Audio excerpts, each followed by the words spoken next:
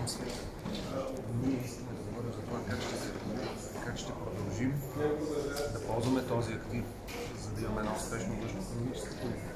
Това са ключови теми, които ние искаме да постигнем паралелно, разбира се, с дискусии от дейността на панаира, които, както вече знаете, в първите седмици още на поемане на поста намерихме начин как да бъде защитен държавния интерес в случая, така че собствеността на Пловдивския панаир тепърва ще се реши в съда, но междувременно ние искаме да работим заедно с всички акционери в Пловдивския панаир, за да имаме една ясна стратегия за неговото развитие. Така че днес ще представим някои основни аспекти от тази стратегия и се надяваме днес ние да започнем дискусията как от нататък ще работи Пловдивския панаир, за да не сме в ситуацията, в която се намираме в момента с 15 000 посетители миналата година на техническия панаир.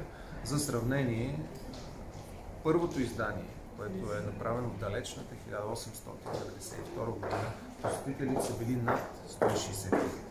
Така че ние искаме да върнем имиджа, реномето на Пловдивския панаир и да създадем една основа, в която българските компании да имат своя подиум, своята трибуна за партньорства, за иновации, за достъп до.